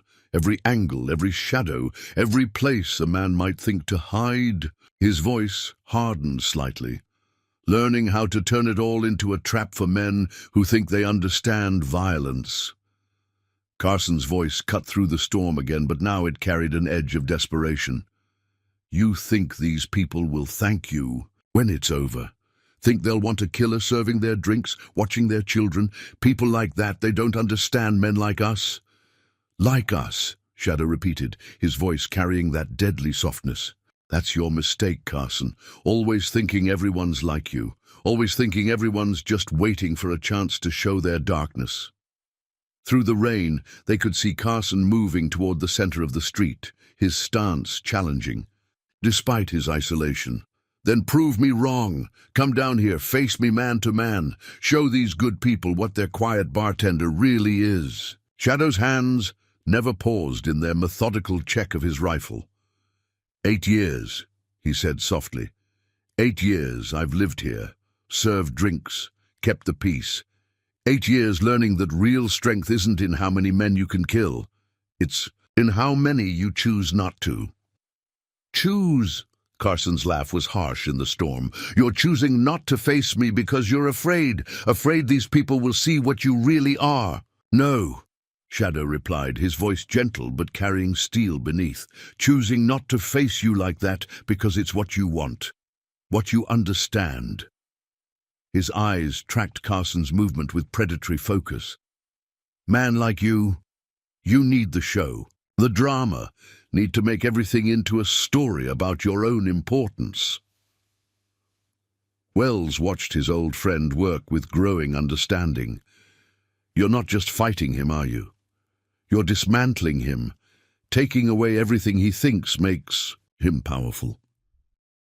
Man's reputation is built on fear, Shadow agreed quietly. Built on making people think he's something larger than life. His voice dropped lower. Time to show him what real legends look like. Show him why some men are remembered long after the wars that spawned them end.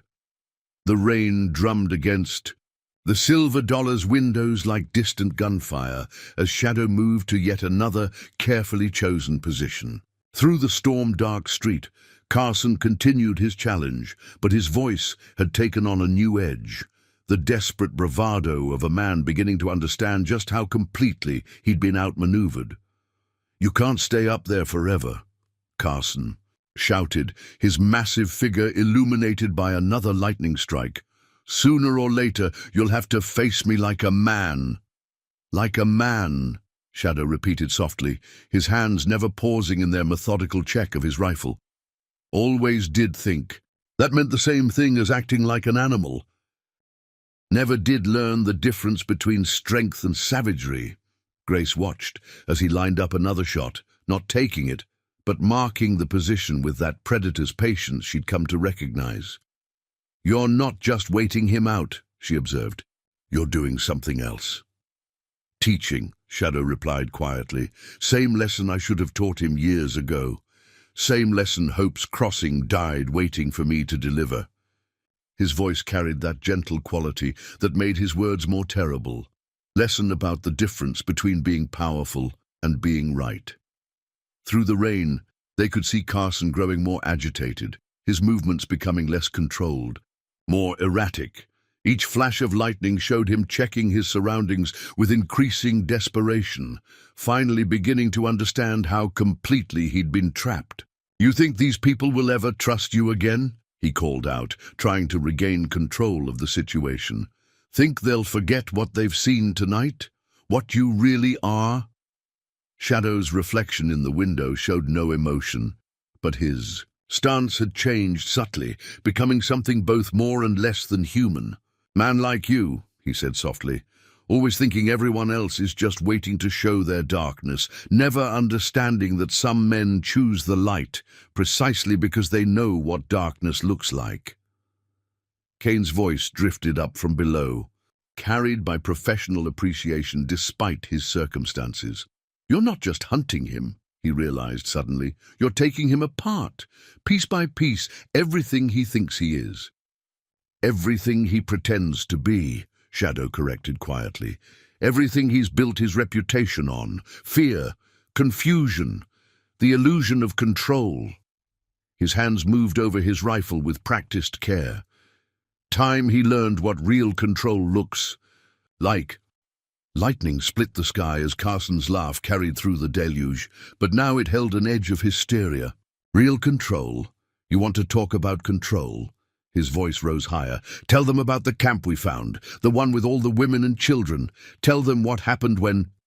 The crack of Shadow's rifle cut through his words like a knife, the bullet hitting the ground so close to Carson's feet that mud splashed his boots. That's the last warning, Shadow called out, his voice still gentle but carrying steel beneath. Next one costs you a knee. Getting personal now? Carson's laugh was harsh in the storm. Finally showing some emotion, old man? No emotion, Shadow replied softly, though only those in the room could hear him. Just arithmetic, just counting down the steps to the end of this story. Wells moved closer, drawn by the cold certainty in his friend's voice. What story is that? Story about a man who thought fear was the same as strength. Shadow said quietly, his eyes never leaving Carson's position. Man who spent years building a reputation on other people's pain, never understanding he was just making himself a bigger target. The storm's fury seemed to intensify as Carson resumed his pacing, but now his movements were confined to a smaller area, exactly the space Shadow had been subtly herding him toward all night. You're pushing him somewhere specific, Grace realized, watching how each carefully placed shot had gradually restricted Carson's movement options. Man like that, Shadow agreed softly. He thinks he's choosing his own path, never sees how each step is taking him exactly where you want him to go. His voice carried that deadly certainty they'd come to recognize. Never understands that real strategy isn't about forcing your enemy's move. It's about making him think he chose it himself. Through the rain, they could see Carson checking his ammunition, his movements becoming more desperate as he realized how completely isolated he'd become. His men lay scattered around the street, each one placed with surgical precision to remind him of his failures. "This what you've been planning?" he shouted, trying to mask his growing fear with bravado. 8 years serving drinks, pretending to be something you're not, also you could set up this little trap? Not pretending, Shadow replied, his voice carrying clearly through the storm. Not hiding either, just waiting, watching, learning what's worth protecting. His hands moved over his rifle with lethal grace, learning that real power isn't in how many men you can kill, it's in what you choose to keep alive. The storm reached its peak as midnight approached Salvation Creek, the wind howling through empty streets like a chorus of lost souls. Lightning split the sky with increasing frequency, illuminating the tableau below. Carson standing alone in the rain-soaked street, surrounded by his fallen men, each one placed exactly where Shadow had planned. "You've been playing with me," Carson called out, realization finally dawning in his voice. "All night, every shot, every move, you've been herding me like cattle." "Not playing," Shadow replied softly, though only those in the room could hear him. "Teaching. Same lesson you should have learned at Hope's Crossing. Same lesson about the difference between having power and knowing how to use it." Through the rain-streaked windows, they could see Carson testing his movements, finally understanding how completely his position had been compromised. Each direction offered only the illusion of escape, each potential cover already mapped and measured by 8 years of patient preparation. "Look at his eyes," Kane observed from below. Professional, appreciation coloring his voice despite his circumstances. "He's just now realizing it, isn't he? Just now understanding what you've really done." "Understanding," Shadow agreed quietly, his hands moving over his rifle with practiced care. "Finally seeing that every step he's taken tonight was planned. Years ago, every choice he thought he was making was just another step into the trap. Grace watched as Shadow shifted position again, each movement carrying that predator's grace that spoke of countless battles. "But why wait?" she asked softly. "Why spend 8 years preparing when you could have hunted him down before?" "Because some lessons need witnesses," Shadow replied, his voice carrying that gentle quality that made his words more terrible. "Some truths need to be seen in the light, not just whispered about around campfires." Lightning illuminated Carson's face as he spun in place, checking angles and distances with growing desperation. "You think this changes anything?" he shouted, but his voice carried more fear than conviction now. "Think trapping me here makes you some kind of hero?" "No hero," Shadow called back, his voice carrying clearly through the storm. "Just a man who learned something you never did, something about the difference between being feared and being worthy of respect." Thunder rolled overhead as Carson's laugh took on an edge of hysteria. "Respect? You want to talk about respect?" His massive figure seemed to swell with rage in the darkness. "Tell them about the camp. Tell them what we found in those tents. Tell them what—" The crack of Shadow's rifle cut through his words. Like a blade, the bullet taking Carson's hat clean off his head. "Told you that was the last warning," Shadow said softly, already moving to his next position with liquid grace. "Getting personal now?" Carson's voice carried forced bravado. "Finally showing some emotion?" "No emotion," Shadow replied, his voice deadly quiet. "Just mathematics, just counting down the steps to the end of your story." Wells moved closer, drawn by the cold certainty in his friend's voice. "What story is that?" "Story about a man who never learned the difference between being powerful and being right," Shadow said softly, his eyes never leaving Carson's position. "Man who spent so long pretending to be something terrible, he forgot what real terror looks like." Through the storm, they could see Carson checking his ammunition again, his movements becoming more frantic as he realized how completely he'd been isolated. Each potential escape route led only to carefully prepared fields of fire, each possible hiding place already mapped and measured. "8 years!" he shouted, desperation creeping into his voice. 8 years! You've been planning! This all for what? Revenge? Not revenge, Shadow replied, his voice carrying that deadly softness. Justice.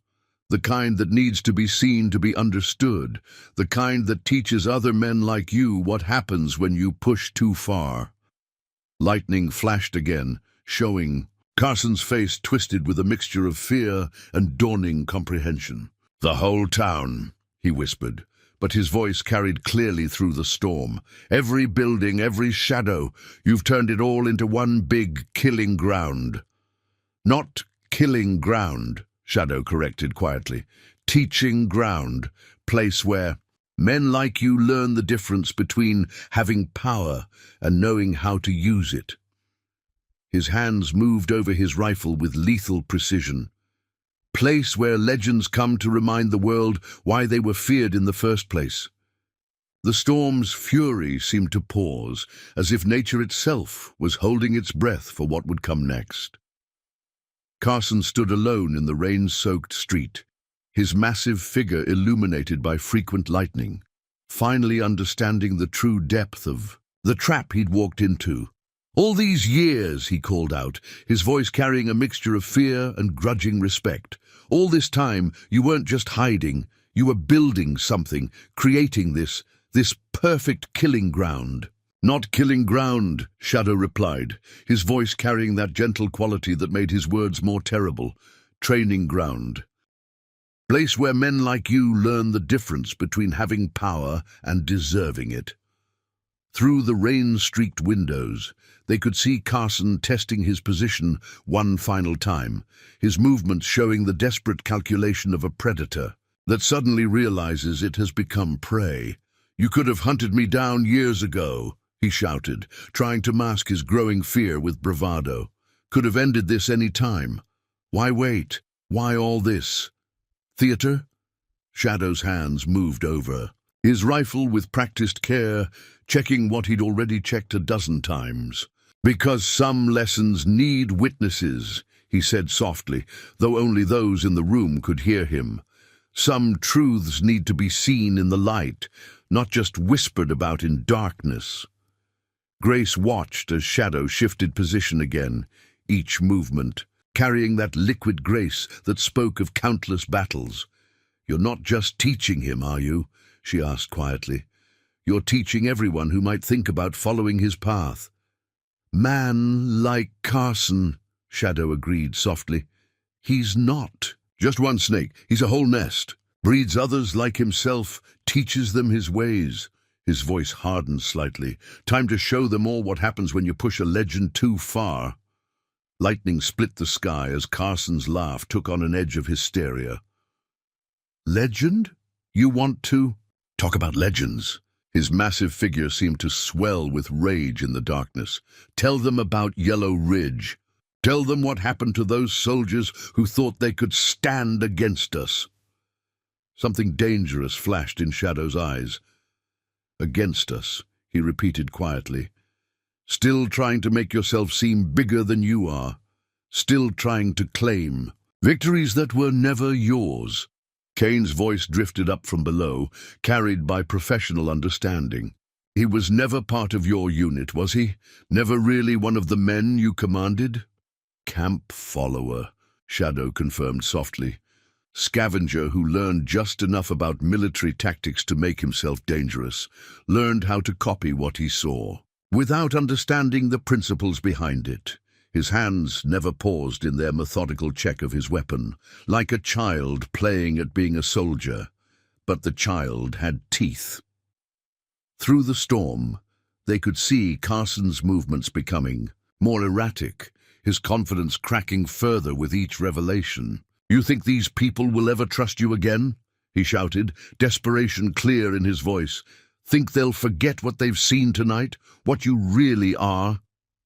"Man like you," Shadow replied, his voice carrying clearly through the rain. "Always thinking everyone else is just waiting to show their darkness, never understanding that some men choose the light precisely because they know what darkness looks like." Thunder rolled overhead as Carson's patience finally broke. His rifle came up with surprising speed, but Shadow had been waiting for exactly this moment. The crack of his Springfield split the storm's fury, and Carson's weapon went spinning into the mud. "That's your shooting hand," Shadow said softly, watching Carson clutch his bleeding fingers. "Could have taken the whole thing, but chose not to. Same choice I'm giving you now." "Choice?" Carson's laugh was harsh with pain. "What choice?" "Same choice I should have given you at Hope's Crossing," Shadow replied, his voice carrying that deadly gentleness. "Chance to face justice proper, to answer for what you've done in front of people who understand law." His rifle remained steady, aimed at Carson's heart. "Or chance to show everyone here what happens when a legend decides enough is enough." Lightning illuminated Carson's face as understanding dawned. "You're not just offering to let me live," he realized suddenly. "You're offering to let me live with it, with knowing that everything I built, everything I made, people believe about me, was just a shadow." Shadow finished quietly. "Just a poor copy of something you never really understood." His voice hardened slightly. "Choice is yours, Carson. Same choice you gave all those people at Hope's Crossing. Same choice you've been giving folks all these years." Dawn crept over Salvation Creek like a cautious visitor, painting the rain-washed streets in shades of gold and promise. The storm had passed, leaving behind a world that felt somehow cleaner, as if the deluge had washed away more than just dust and blood. Shadow stood at the Silver Dollar's window, his rifle finally at rest, but his eyes still scanning the street with professional care. Below, Sheriff Wells and his deputies worked methodically, securing Carson and his men for transport to the county seat. 17 wounded, none dead, Doc Mitchell reported, joining Shadow at the window. "Never seen shooting like that. Every shot placed exactly where it would stop a man without killing him. "Takes more control to wound than to kill," Shadow replied softly. "Takes more skill to teach a lesson than to end a life." Through the window they could see Carson being loaded into a prison wagon, his massive figure somehow diminished in the morning light. The man who had terrorized 3 territories sat quietly now, his eyes holding the haunted look of someone who had finally seen his own reflection clearly. "He's still watching you," Grace observed, noting how Carson's gaze kept returning to the window where Shadow stood. "Watching what he could have been," Shadow replied quietly. "What he might have become if he'd understood the difference between having power and knowing how to use it." Kane's voice drifted up from where he waited with the other prisoners. "You planned this entire thing, didn't you? Not just the trap, not just the shooting, but what it would mean, what it would show people." "Some lessons need to be public," Shadow agreed softly. "Some truths need to be seen in the light, not just whispered about in darkness." The morning continued to brighten as townspeople began emerging from their homes, drawn by the activity in the street. They moved differently.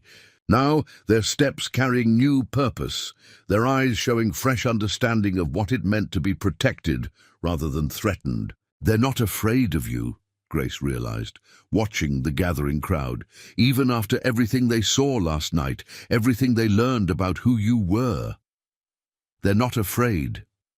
Because they finally understand what real strength looks like," Wells said, joining them at the window. "What real protection means."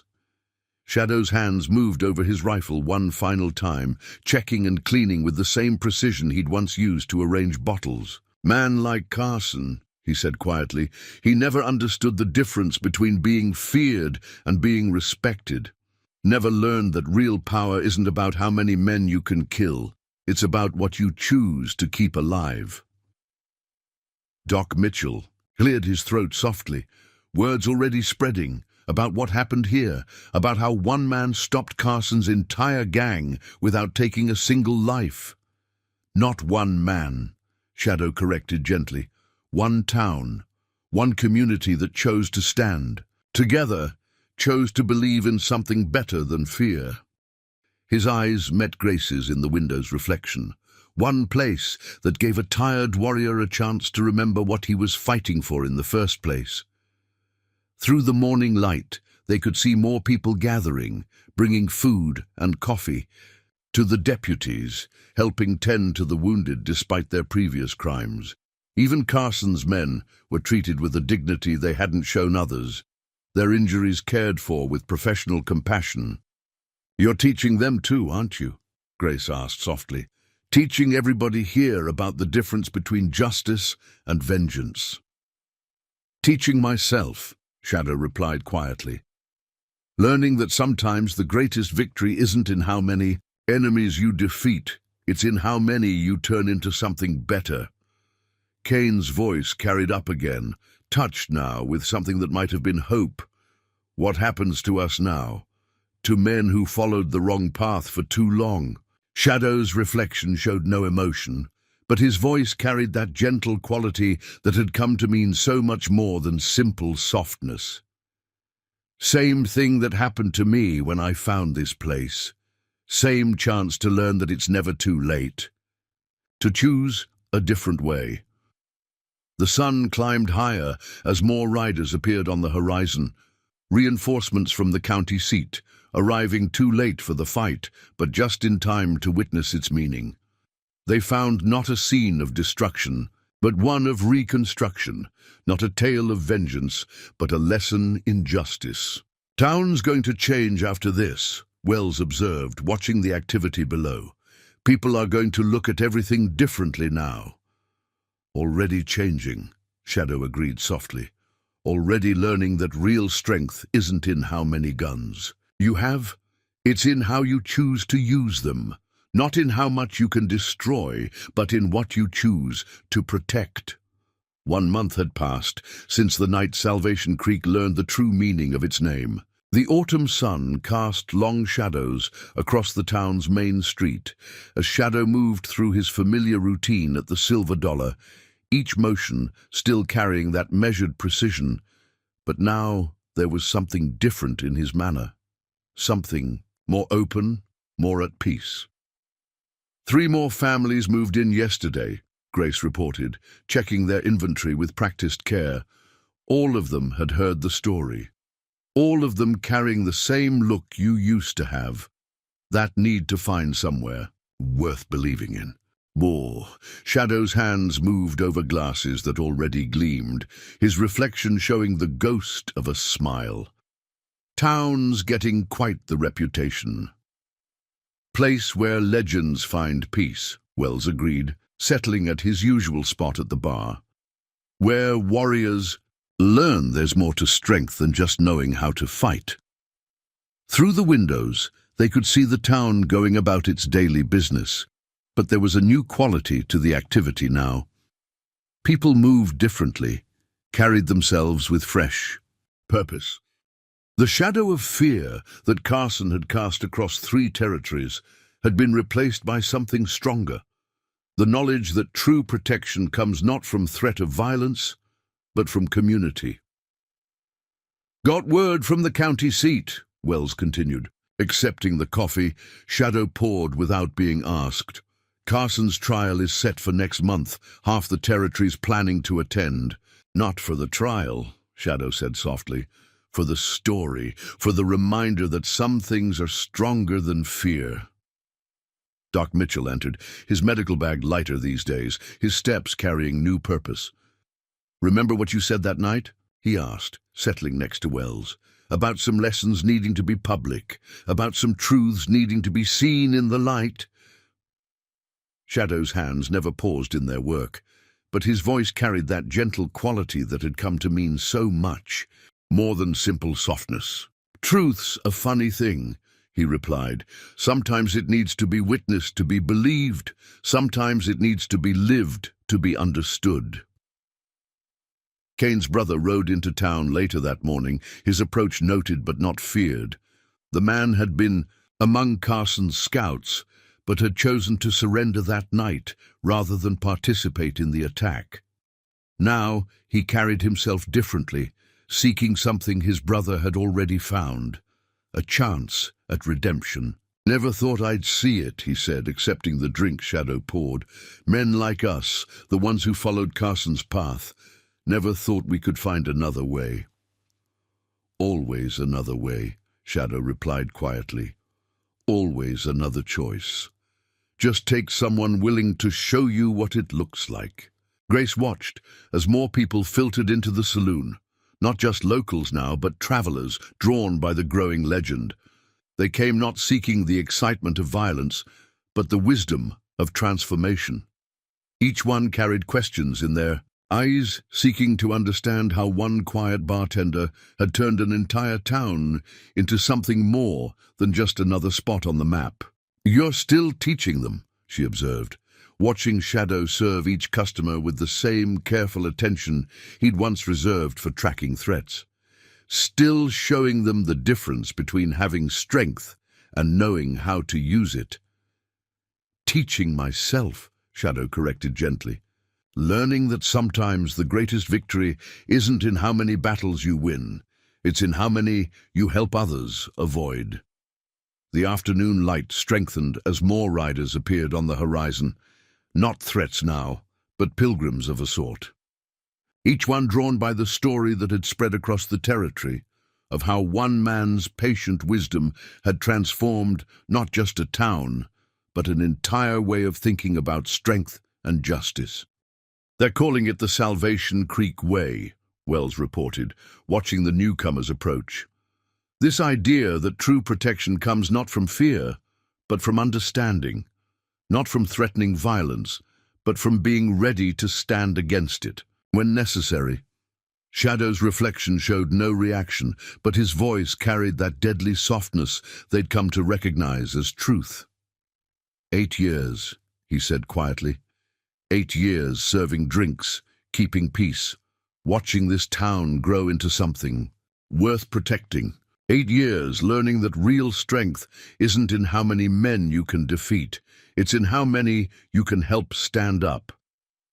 Through the windows, they could see new construction rising where Carson's men had once threatened destruction.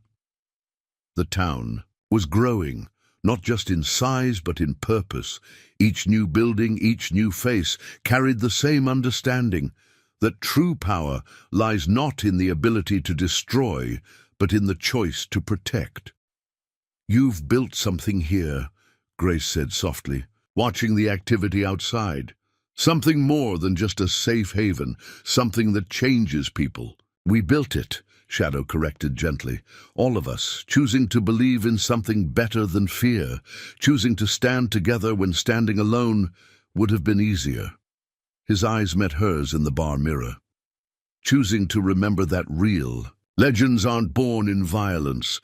They're born in the choice to protect what matters most." 6 months had passed since the night that changed everything in Salvation Creek. The spring sun warmed the newly painted buildings as Shadow stood at the Silver Dollar's window, watching riders approach from the east.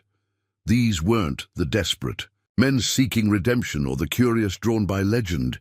These were lawmen, badges glinting in the morning light. "Third group this month," Grace observed, joining him at the window. "How many territories have sent their sheriffs now?" 7, Shadow replied softly, his hands moving with familiar precision over glasses that already gleamed. "All wanting to understand what happened here, all looking to learn something they can take back to their own towns." The lawmen dismounted with professional care, their movements showing both respect and curiosity. Through the window, they could see Sheriff Wells greeting them, already prepared to share the lessons Salvation Creek had learned about the difference between enforcing law and protecting peace. "It's spreading," Doc Mitchell said, settling at his usual spot. "This idea you helped create, this understanding about the difference between having strength and knowing how to use it." Shadow's reflection showed no reaction, but his voice carried that gentle quality they'd come to recognize as wisdom. "Not my idea," he corrected quietly. "Just something I learned the hard way. Something about how real protection isn't about how many guns you have. It's about what you're willing to protect." Word had traveled far beyond the territory now. Stories spread of how one town had transformed itself from a target into a sanctuary, how one man's patient wisdom had shown that true strength lies not in the ability to destroy, but in the choice to protect. "Got a letter from Kane yesterday," Wells reported, entering with the visiting lawmen. "He and the others who surrendered that night, they're helping other towns now, teaching what they learned here about the difference between fear and respect."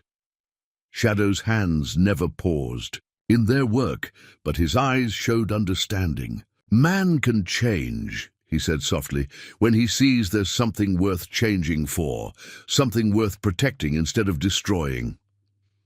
The visiting sheriffs settled at the bar, their manner professional but their eyes showing eagerness to learn.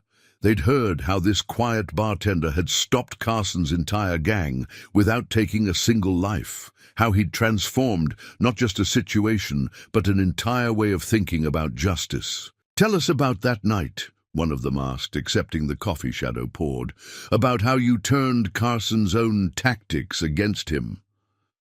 "Not much to tell," Shadow replied, his voice carrying that deadly softness that made his words more meaningful, not less. "Just a lesson about patience, about understanding that real strategy isn't in how many men you can defeat, it's in how many you can help stand up."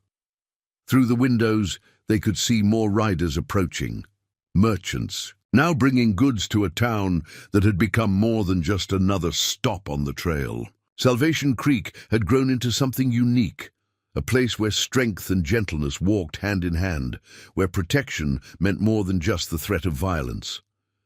"They're calling it the Salvation Creek model," another sheriff said, watching the activity outside. "This idea that a town can be strong without being harsh, can be safe without being feared."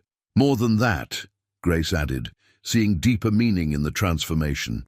It's about how one person's choice to stand up can inspire others to do the same, about how protection spreads like ripples in a pond. Shadow's reflection showed the ghost of a smile as he served another round. "Choice is funny that way," he said quietly. "Sometimes all it takes is one person choosing a different path to show others it's possible. One person choosing to protect instead of destroy, to build instead of break."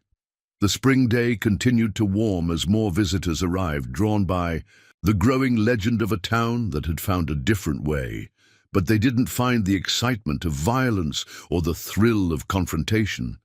Instead, they found something rarer, the quiet strength of a community that had learned to protect itself through understanding rather than fear. "You've started something bigger than just one town," Wells observed, watching the mix of people flowing through the streets. "Something that's changing how people think about strength and justice." "Maybe," Shadow agreed softly, his hands moving, with that familiar precision that spoke of both deadly skill and gentle purpose. Or maybe just reminded people of something they already knew. Something about how real legends aren't born in violence. They're born in the choice to protect what matters most. 1 year to the day since Carson's gang rode into Salvation Creek, the morning sun painted the town in shades of gold and promise. Shadow stood behind the bar of the Silver Dollar, his hands moving with that familiar precision as he prepared for a day unlike any other. Through the windows he could see riders approaching from all directions, not threats now, but pilgrims of a sort. "Must be 100 people coming," Grace observed, watching the growing crowd, "all here for the anniversary." "Here for the reminder," Shadow corrected softly, his hands never pausing in their work. "For the memory of what happens when a town chooses to stand together instead of kneel apart." Among the approaching riders were faces they recognized, lawmen from 7 territories, reformed members of Carson's gang, families seeking new beginnings. But most striking were the faces they didn't know, people drawn by stories of how one quiet bartender had shown that true strength lies not in the ability to instill fear, but in the choice to protect. "Got word from the county seat," Wells reported, entering with fresh purpose. "Carson's rehabilitation program is working. More than half his former men have taken up honest work, helping other towns set up their own protection systems." "Protection," Shadow repeated quietly, his voice carrying that gentle quality they'd come to recognize as wisdom, not just from violence, but from the fear that breeds it, not just from bad men, but from the desperation that creates them. Through the windows, they could see Kane riding in, no longer the hardened killer who'd followed Carson's path, but a changed man who now taught others about the difference between having power and deserving it. Beside him rode his brother, and behind them came others who had learned that it's never too late to choose a different way. "You changed more than just our town," Grace said softly, watching the gathering crowd. "You changed how people think about strength itself." "Not me," Shadow replied, his hands moving over glasses that already gleamed. "All of us. Every person who chose to believe in something better than fear. Every soul who learned that real protection isn't about how many men you can defeat.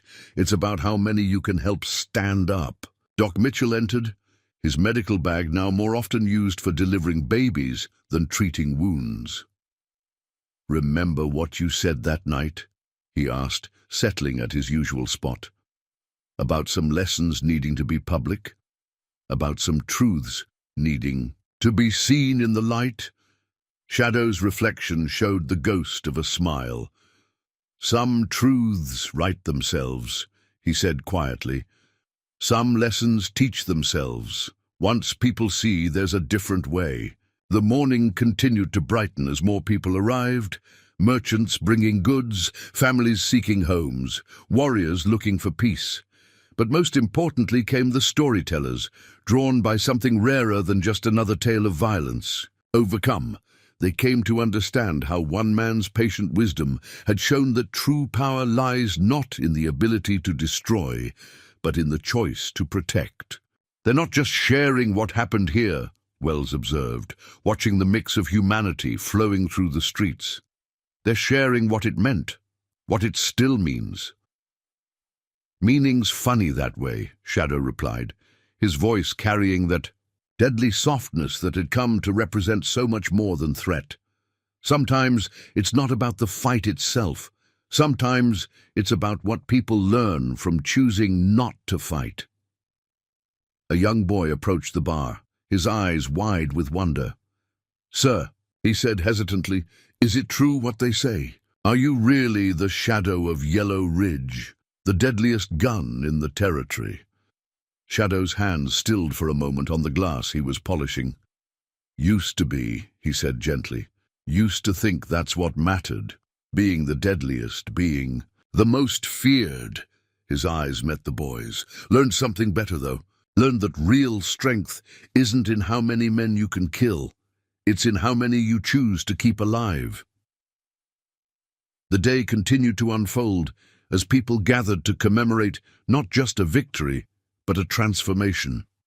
They came not to celebrate violence overcome, but to understand how one community had found a different path, a way that showed that true protection comes not from the threat of force, but from the promise of standing together. "Full circle," Grace said softly, watching Shadow serve drinks with the same precision he'd once used to save their town. "From a legend who dealt in death to a man who teaches life." "No circle," Shadow corrected gently, his eyes taking in the peaceful crowd that filled his saloon. "Just a different path, a better way." His voice carried that quiet certainty that had come to mean so much more than just confidence. Because real legends aren't born in how many fights they win. They're born in how many fights they help others avoid. Up next, you've got two more standout stories right on your screen. If this one hit the mark, you won't want to pass these up. Just click and check them out. And don't forget to subscribe and turn on the notification bell so you don't miss any upload from us.